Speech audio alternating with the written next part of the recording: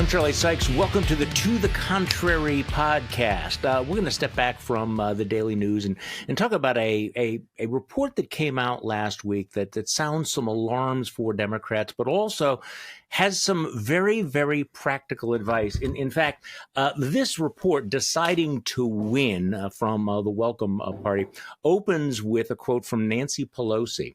Winning an election is a decision. You make a decision to win, and then you make every decision in favor of winning. There's a lot of controversy about this, of course, because there are a lot of people in the Democratic Party who would prefer to, I would say, wallow in a little bit of denialism or scratch their ideological id than to ask the tough questions like, why are these crazy people beating us in elections? And there are these moments when political parties are open to all of this. I mean, I can remember back in the early 1990s, after the Democrats had been shellacked by the Republicans in 3 consecutive elections, blown out in 1980 by Ronald Reagan, blown out even bigger in 1984, and then losing in a landslide to George H.W. Bush. And there were Democrats who said, you know, maybe we ought to rethink some of our ideological approaches and the things we do. And there was a group called the Democratic Leadership Council, I believe, headed up by Arkansas Governor Bill Clinton. He said, you know, we need to moderate some of our positions. And sure enough, he went on to serve for 8 years. So let's dive into this particular report. And joining us on the podcast today is the lead author of this report, Deciding to Win, Simon Bazelon. Simon, thanks for joining me. I appreciate it very, very much. Thanks for having me on the show.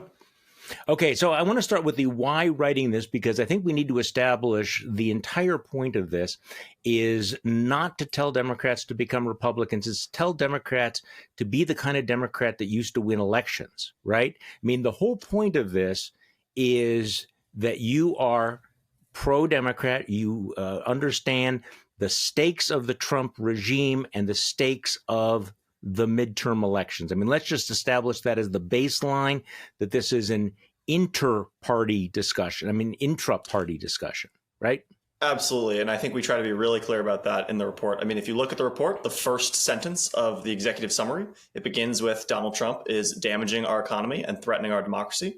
I think that's the premise that we begin from. We don't think that Donald Trump is doing a good job governing the nation. We think it would be a lot better if Democrats had control of the U.S. House and the U.S. Senate. We think it would be a lot better if Democrats had control of the presidency after 2028. And we really start from the premise of what is it that Democrats actually need to do in order to win elections. Yeah, and yet, as you point out, defeating Republicans at the ballot box in 2026 and 2028 is a moral and political imperative. So let's, again, start from that. You argue in this that since 2012, and we can talk about whether that's the right date, highly educated staffers, donors, advocacy groups, pundits, and elected officials have reshaped the Democratic Party's agenda, decreasing our party's focus on the economic issues that are the top concerns of the American people. So these are sometimes referred to as the groups or the elites. And you basically go back to 2012. So describe the process by which Democrats lost connection with much of their blue-collar working class base, the swing voters they used to be able to win in elections. So what happened I think between 2012 and now? Absolutely. I think we allowed an increasingly, out of touch set of donors, staffers, advocacy groups, pundits, loud voices on social media. We let an increasingly loud set of those folks have an increasingly great share over our communications, over our priorities, and over our positions. And so we really think that the way forward is to listen less to those kind of Democratic elites and more to the actual voters and what they actually think. Okay, so who are we talking about here? Are we talking about the identity politics groups? Are we talking about people who had one issue? Let's be more specific about this, because there's a whole group of people out there within the Democratic Party and within the Never Trump movement that says no, the Democrats are still the centrist party. They never moved to become left. That's Fox News line. So who are we talking about here? I think we're talking about a really wide range of folks. I think we're talking about people who donate to Democratic campaigns, both small dollar donors and big dollar donors. I think we're talking about the advocacy groups who, the groups in quotes is a phrase that gets thrown around a lot in Democratic politics. I do think that, the groups have played a role in this, but I don't think that they've played the only role. I think it's also just important to understand that these shifts have been driven also by highly educated Democrats themselves. We have a bunch of data early in the report looking at what issues highly educated Democrats care about relative to working class voters, relative to swing voters, relative to the general electorate. And what we see is that those differences really line up with the issues where Democrats are now perceived to care too much about them. So, for example, an issue that stands out, two issues that stand out: climate change, political division. Those are two issues where highly educated Democrats, people who voted for Kamala Harris, who had an advanced degree, cared much more about those issues than people who voted for, either were swing voters or didn't have a college degree or just voted at all. And then on the flip side, issues like border security, issues like crime, the budget deficit and government debt, those are issues that highly educated Democrats just care about a lot less than working class voters or swing voters. What really caught my eye when I was paging through your report, because I get a lot of these reports, was this one chart you had, how the Democratic Party's priorities have changed. And you rate the terms, the change in the frequency with which they use the terms. And I'm just going to go down to the bottom of it, because there's a lot of things at the top. So at the very bottom, jobs, economic, middle class, economy, nation, national, work, veteran, tax cuts, responsibility, crime, criminal, growth, fathers, small business, deficits. So you go up, wait, those are not topics that you want to cede to the other side. And yet these numbers would suggest that for some reason, Democrats who used to use terms like this all the time just stopped talking about it. They went for what? Climate, white, black, Latino, Latina, LGBT, justice, hate, democracy, transgender, trans issues. I mean, this is kind of like right there encapsulated. If you're not talking about economic issues, people think you're not talking about things that affect their lives. Absolutely. And I think we really see this reflected in the data. So, we confirmed by a bunch of other polling, you don't just have to trust us, but we ran a big study where we showed voters a long list of issues. We asked them, we showed them two at a time. We asked them to choose which one they think ought to be a higher priority to the Democratic Party. And when we do this analysis, what we see is that voters overwhelmingly want Democrats to focus on concrete economic issues. So the issues that come up at the top of the list are things like protecting Social Security and Medicare, lowering everyday costs, creating jobs and economic growth, making healthcare more affordable, cutting taxes on the middle class. And then at the bottom, we see more cultural issues that are a little bit more abstract to voters. Things like, protecting LGBTQ Americans, protecting the rights of undocumented immigrants, fighting climate change, protecting abortion rights, et cetera, et cetera. And then when we do the flip side of this, which is just we ask voters, we show the same list of issues. We ask them, what do you think Democrats currently care more about? And then we just look at the difference between these two things. And we have a great chart in there that I really like. I think it tells a big part of the story, which is just looking at the difference between how much voters want Democrats to focus on a variety of issues and how much voters actually think Democrats do focus on those issues. And when we do this analysis, we see that at the top, we have these issues that voters do not think Democrats care about enough. And those issues are securing the border, lowering everyday costs, making healthcare more affordable, reducing the rate of crime. And then on the flip side, we have issues that voters think Democrats place too high of a priority on. Things like protecting the rights of undocumented immigrants, promoting diversity, equity, and inclusion, protecting the rights of LGBTQ Americans. And that's not to say that, those aren't, important issues, but voters don't see them as priorities as much as they do these economic issues. And they really want Democrats to be focusing more on economic issues, more on border security, more on crime. Yeah, I mean, you on this chart, I'm looking at this. How much voters think they currently prioritize it. People want Democrats to explain how they're going to secure the border, how they're going to create jobs and economic growth, and they just don't have that sense that they're doing it. Now, when you read some of these things, there may be people who are saying, Simon, you're just essentially rejecting modern liberalism, but really these became the priorities only in recent years. And I wonder what you think about this, because a lot of other people have written about this, that, the Trump phenomenon has been so traumatic to, the political system, that there was that period, particularly around 2020, when people stopped because it was so, urgent to oppose everything that Donald Trump was doing, that a lot of people in the Democratic Party and in the center left kind of turned a blind eye to what we now know as wokeness. Some of the critical theories that increasingly sounded discordant to voters. Mm-hmm.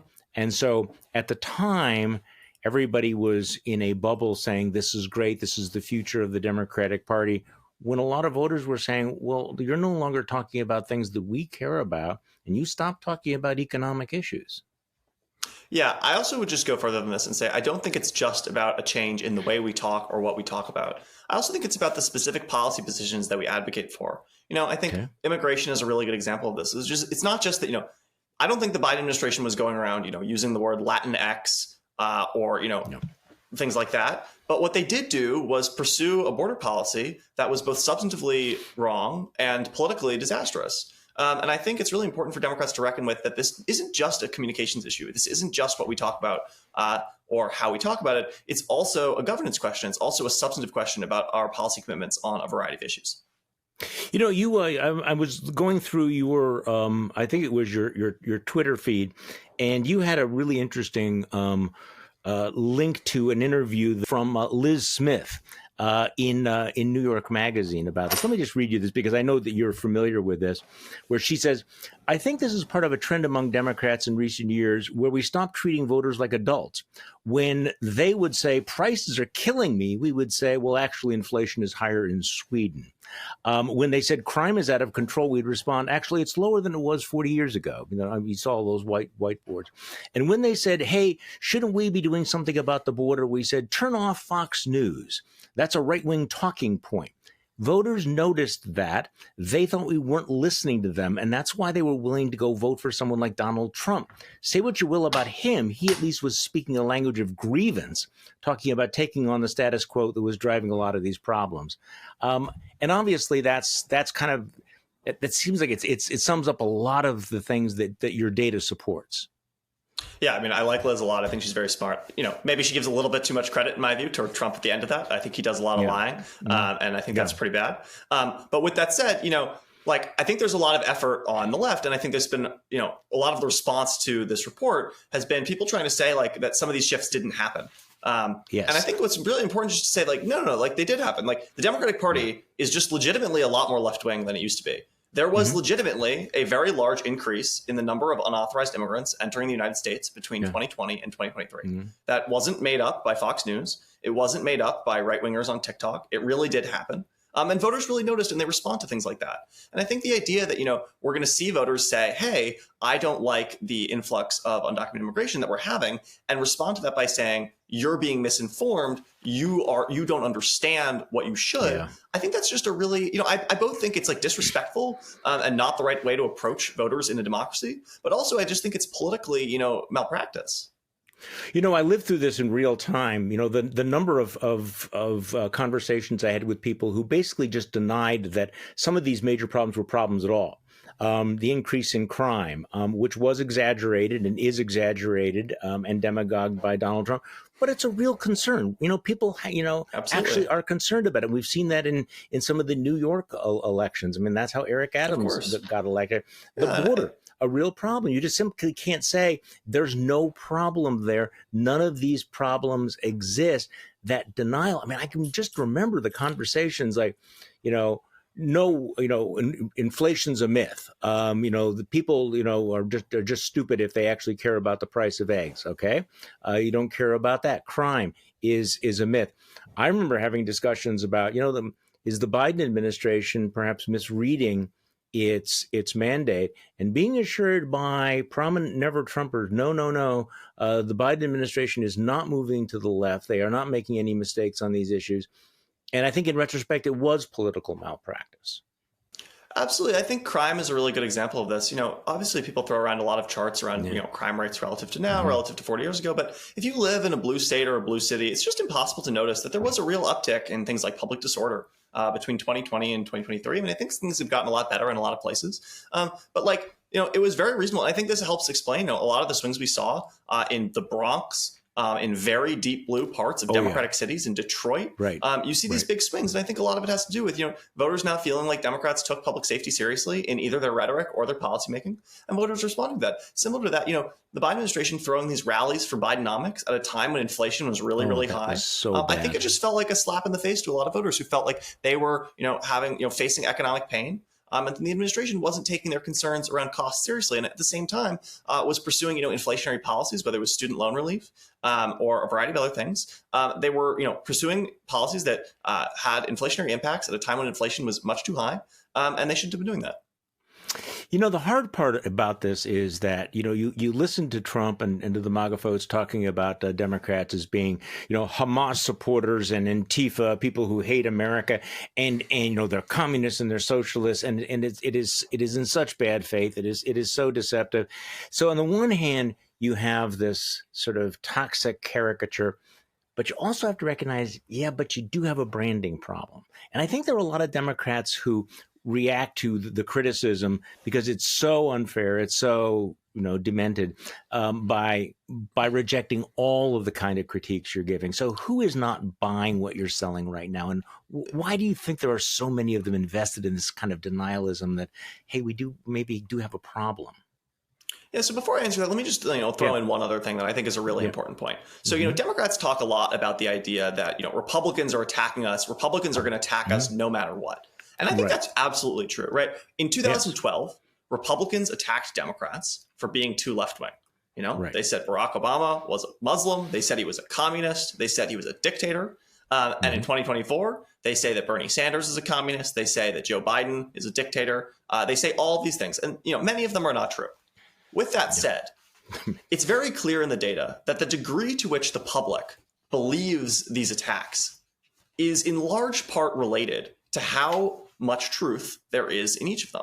And so, for example, just to be very specific, the share of voters who think that the Democratic Party is too liberal has gone up by about 9% since 2012, from about 46% to about 55%.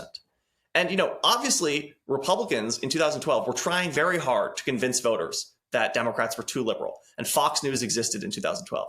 And now Fox News still exists in 2025. Republicans are still trying very hard to convince voters that Democrats are too liberal. But the degree to which voters believe that Democrats are too liberal has changed a lot.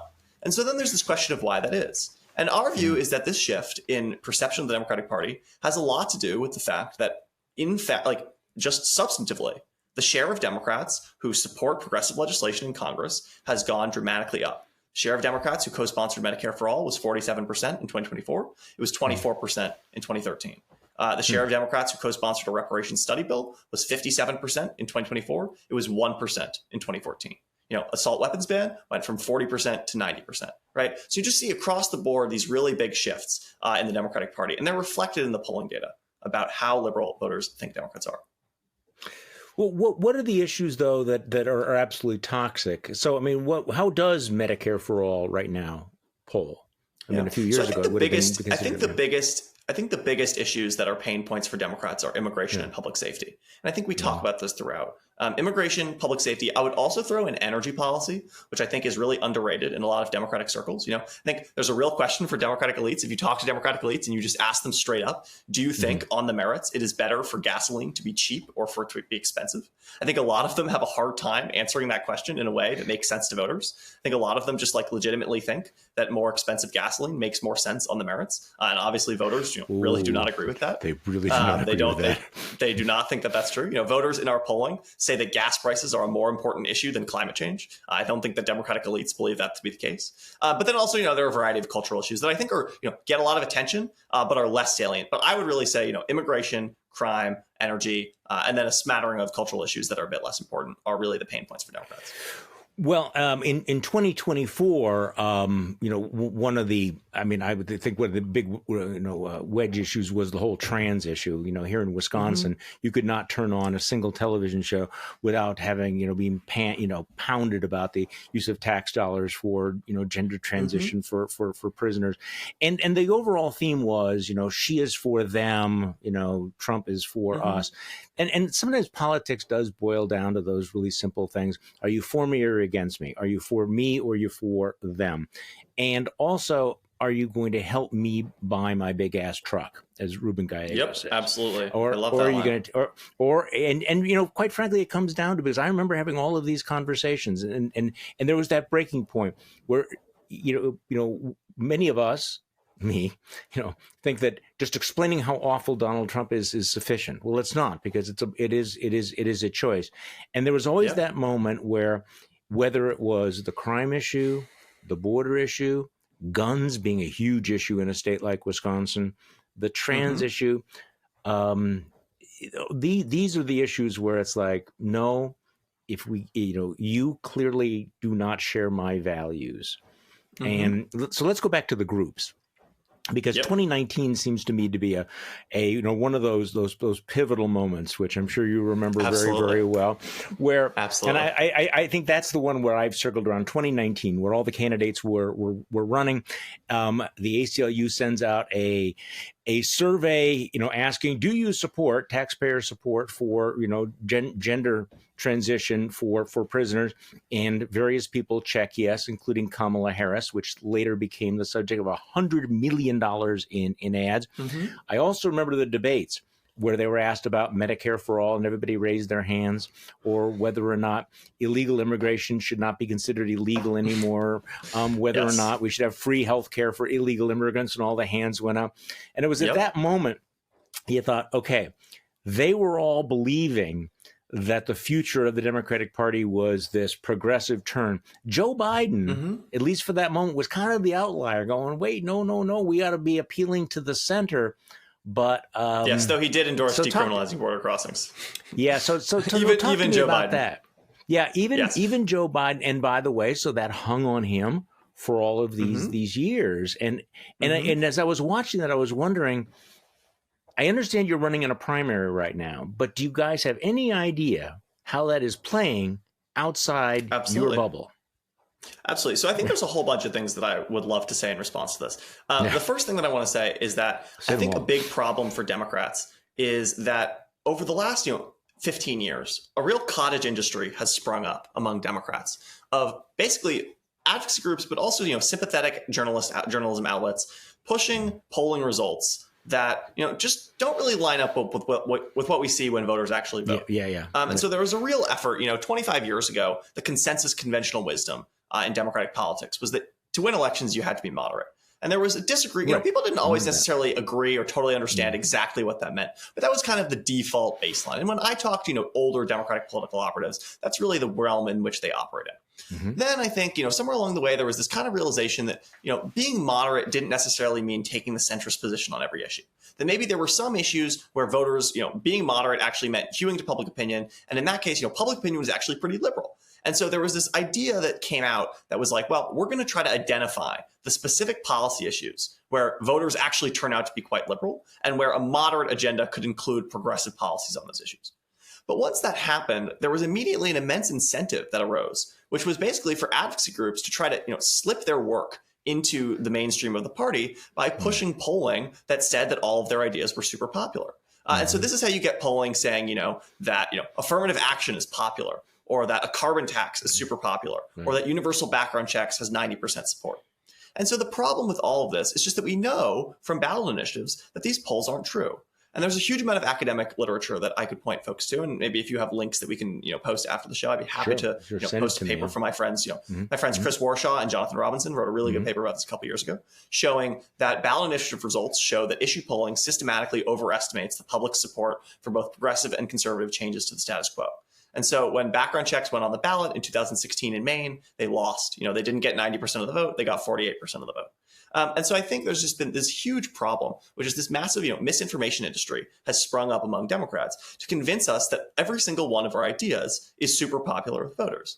And unfortunately, that's just not the case. And we don't see it in the data. We don't see it in which candidates win elections. We don't see it in what the candidates who win in the hardest places run on. And we don't see it in our own polling either.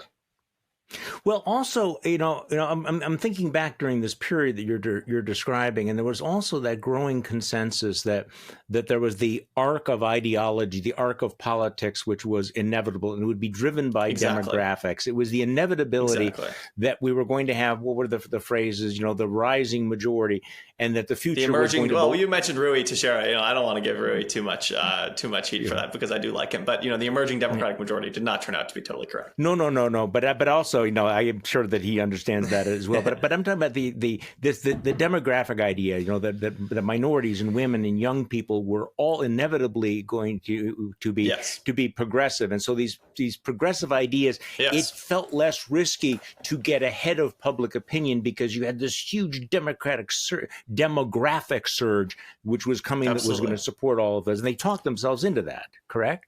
Yes, and I think a really important point here is just to remember, according to Gallup, one of the oldest survey firms in existence, 71% of voters identify as either moderate or conservative. That's a supermajority. Yeah.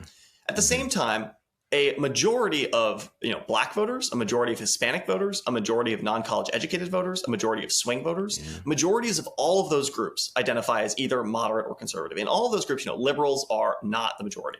Now, I think this is a really important point, particularly because there's been a huge amount of attention in Democratic politics over the last 15 years about these swings of Black and Hispanic and working class voters against Democrats, right? We hear about this all the time. Minority voters leaving the party. Why is that? Well, one thing that is really clear in the data that we looked at is that, these shifts in support have not been uniform whatsoever.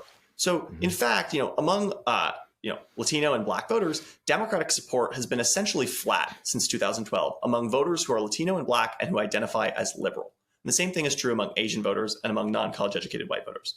But at the same time, Democrats have absolutely cratered in support among Latino and Black voters and white working class voters who identify as moderate or conservative.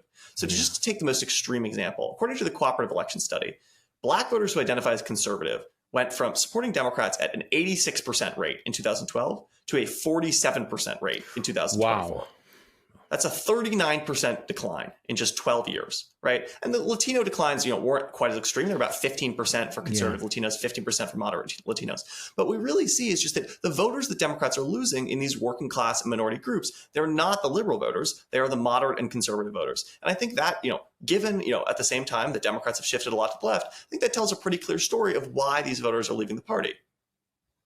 Okay, so let's retell the story in a slightly different frame. Maybe we're just going to say the exact same thing, but slightly differently.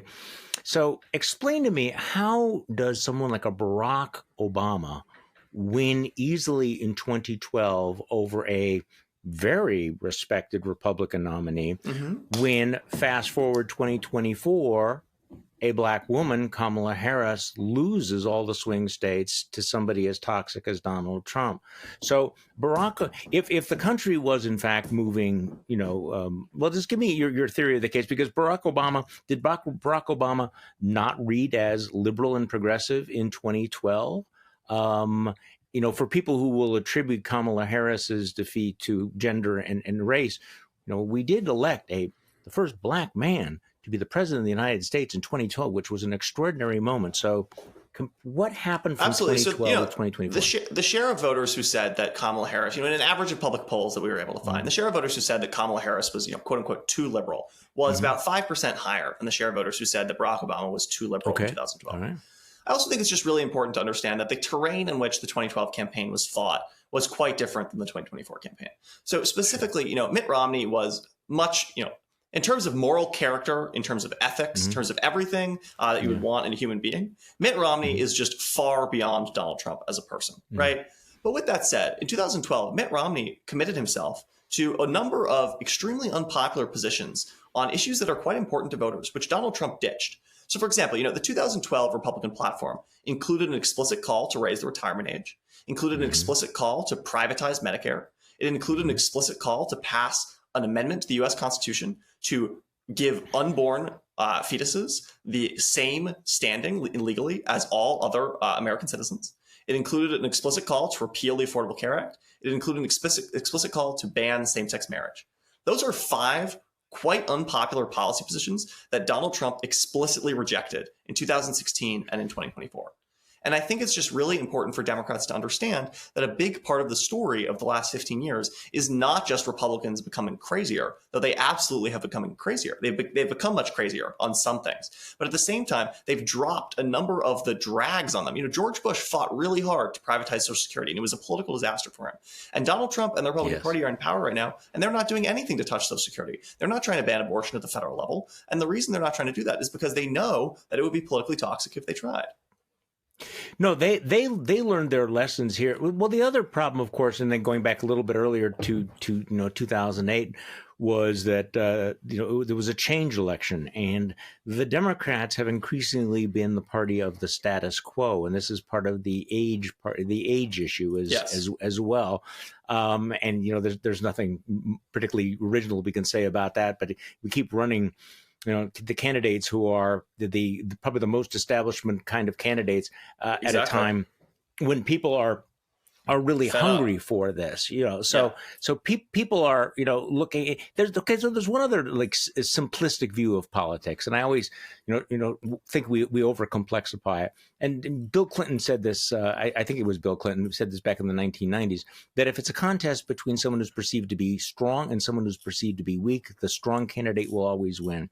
So the Democrats have chronically had the problem, and Donald Trump is playing this. Absolutely to the hilt, obviously, that we are the daddy party. We are the strong party. You people are the mommy party. You are the weak party. Your thoughts on that?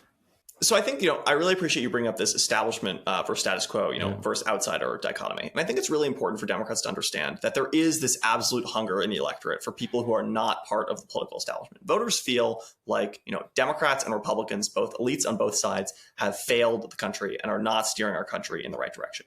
And there's this hunger for new, there's this hunger for fresh, for people who aren't part of the failed policies of previous administrations.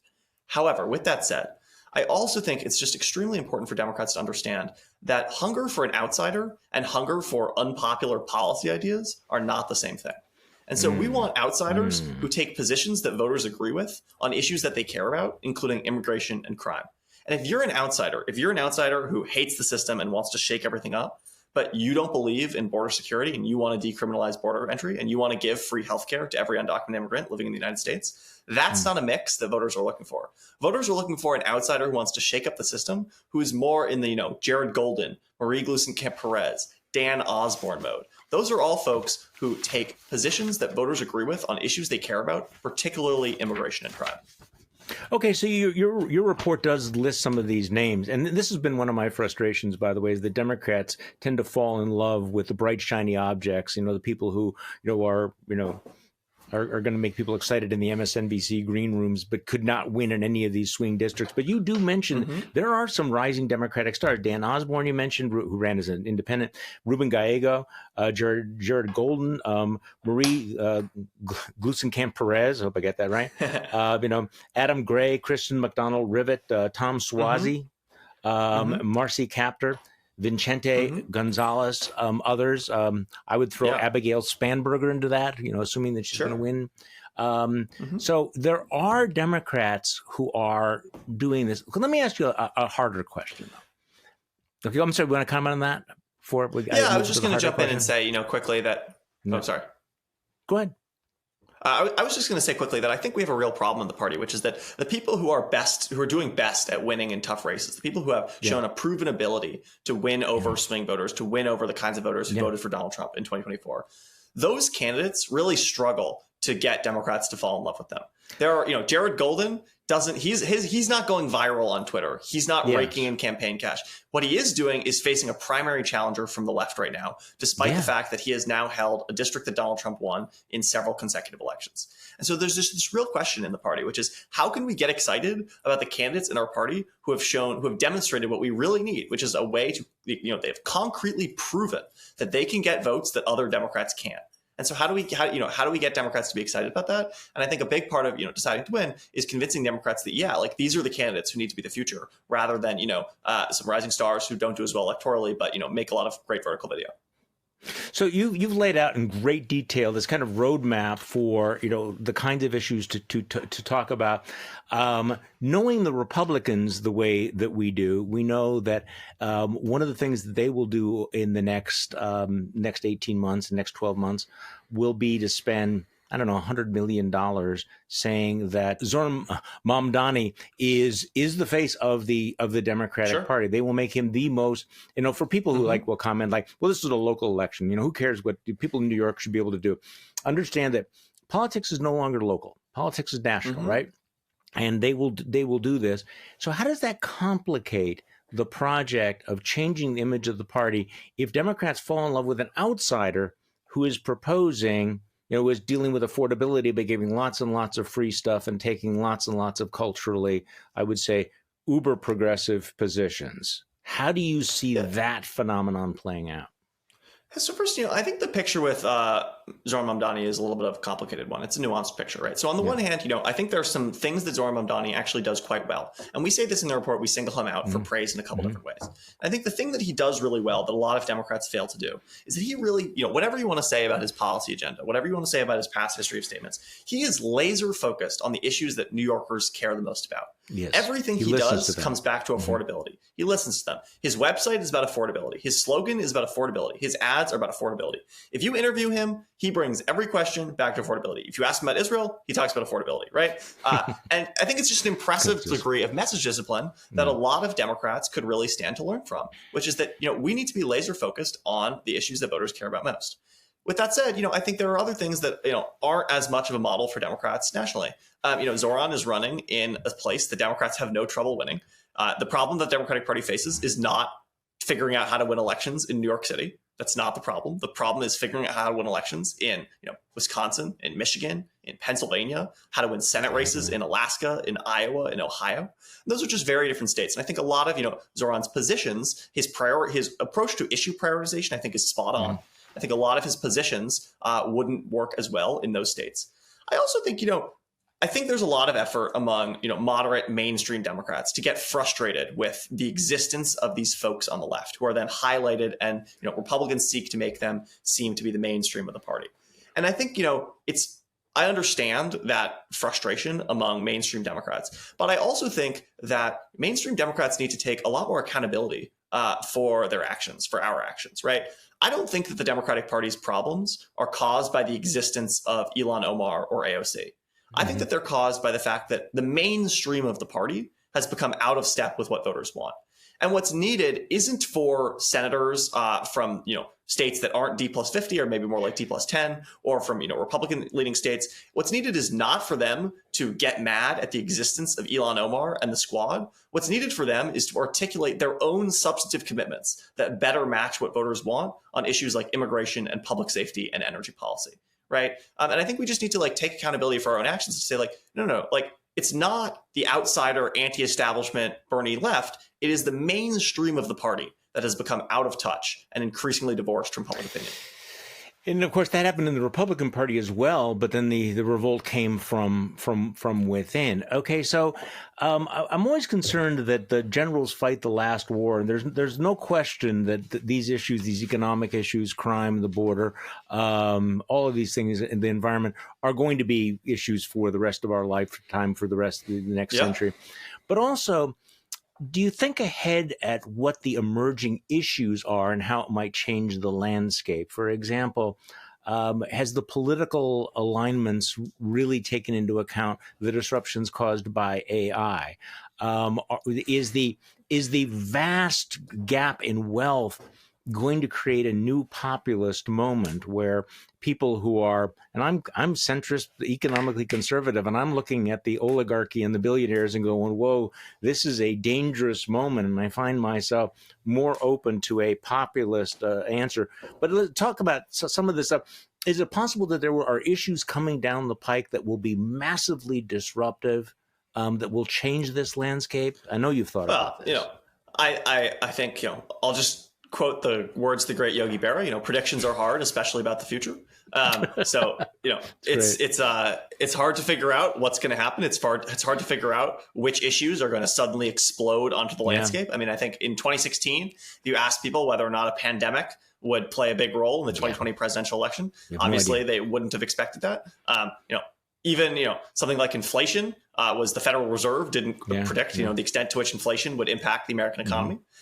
You said artificial intelligence. Look, if I had to pick a single issue that I think in 2028 or 2032 might explode onto the scene and become one of the top issues to voters, I absolutely think artificial intelligence would be my number one choice. I think it's a very transformative technology that has a real chance of reshaping a lot of the ways we do things. I don't want to speculate too much on exactly what the path of such an emerging technology, something that's so new, will look like, because any specific story I tell you is probably going going to be wrong because there's so many different ways that it could go. Right. But I also think that, Democrats can't just count on events to cause a realignment, right?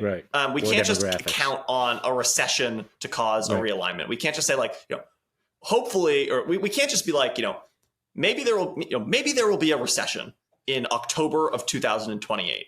And Democrats, if that happens, then probably Democrats will be able to win the 2028 presidential election without doing a single thing differently. But that's not a very good political strategy to say, we're just going to wait for the other side to cause an economic catastrophe and hope to capitalize on it. I think a lot of what we're trying to do in deciding to win is show that there are these policy issues that, regardless of which path the future takes, there are a variety of policy issues that in a wide range of circumstances, Democrats would benefit from taking different positions on. So I don't know whether you've thought about this specifically, but you can't predict the future, but the question is, are you going to be prepared for it? So I agree with you about artificial intelligence. Is there some message that Democrats can have to make it clear that, yes, we are listening to you. We are the party of the future. We are the party that is not simply going to serve, our high-tech overlord insect masters, that would be effective. I mean, based on the kinds of things you're talking about, being concerned about these kinds of things, what might a presidential candidate in 2028 say about how they will handle this tsunami coming down on us? Look, again, it's a little bit difficult to extrapolate from public opinion right now on AI to what public opinion would be on AI if it truly transformed our economy in the way that some people think it might. With that said, the polling on AI is one of the most one-sided things that I've ever encountered in my time in public opinion research. Really? Voters overwhelmingly are concerned about AI. The share of voters, it's very interesting, right? So Gallup, tracks a question, which is, do you think there's too much government regulation of business, not enough, or just about right? And consistently for the last 40 years, a plurality of voters have said that they think there's too much government regulation of business. So that's kind of the default American conception, which is that we think, voters think, generally speaking, there's a little bit too much regulation of business. Yeah. If you ask voters, what are you more concerned about? That the U.S. government is going to overregulate AI or underregulate AI? The overwhelming majority of voters are concerned that the government is going to underregulate AI, that they are not going to place significant enough safeguards on artificial intelligence. And I think that just suggests, this is a really new issue. This is an issue where the traditional battle lines aren't being drawn. You have people like Marjorie Taylor Greene, like Steve Bannon, coalescing with Bernie Sanders around a skepticism of a lot of these things, around concerns about, really quite critical risks that, some people are talking about. And I think, it's a good example of like the political battle lines haven't quite been drawn in the same way. But yeah, I think Democrats, voters are quite concerned about AI. I'll just say that. I am fascinated. So the last question. So what kind of reaction have you gotten to this report? You got a lot of attention to it. So what is the blowback, and anything about it surprise you? Yeah. So, I think the criticism has fallen into like roughly, one of three camps. So, the first camp is folks on the left who are just like really, really detest the idea of hewing closer to public opinion on any issue, and are trying to come up with lots of ways to, criticize, various methodological questions, or, attack the idea at all of, compromise or whatever. The second camp has been Republicans attacking me for, saying, how did it take you guys this long to figure this out? Why did you need a big report to even write this? Which, I think a big part of our frustrations is that it took this long for Democrats to kind of wake up to some of these problems. So I don't take that criticism too seriously. And then the third kind of response has just been a quite positive response from a variety of Democratic elites and people in the establishment and, people outside the establishment, people on the left that I didn't quite expect. And so overall, I would say, I think the response to the report was, much more positive than I expected. I expected it to be more controversial. I expected it to generate, a lot more blowback than it's gotten. And I've been really heartened by the degree to which people have been taking it seriously. And I really hope that, it plays a role in Democrats, rebuilding efforts going forward. Well, I hope so, too. And also it fills the gap, the vacuum created by the fact that the DNC apparently is not doing a serious autopsy or we still have yet to see that one. Yeah. And if they're not, I think their problem is that they're captured by the same elites and the groups that you critique in your report, and so they can't break, right? I mean, because they are a wholly owned subsidiary. I think that's right. I think they have a lot of trouble. They have a lot of stakeholders that they are trying to keep happy, and I think it limits their ability to soberly confront some of the truths that we're talking about. The last thing I want to just say is that you mentioned the politics of evasion at the top of this show, yes. And I think we explicitly cite the politics of evasion right up top in the acknowledgments. Bill Nelson and Elaine Kamarck. I read that after Democrats lost the 2024 election and was just sort of marveling as I was reading it at how similar it is to a lot of the things that we're saying now. And I think we see deciding to win as directly in the tradition of the politics of evasion. And I think our most fervent hope for it is that it can sort of serve, do we think that, the policies of 1992 Bill Clinton are exactly what the Democratic Party needs right now? I don't think so. I think, the political situation is a bit different. It's not exactly Clintonism. That's what's called for. But with that said, it's that same kind of ethos, an ethos of fresh ideas, an ethos of reconfronting some difficult truths that we've maybe, put aside and, allowed ourselves to misform ourselves into false beliefs.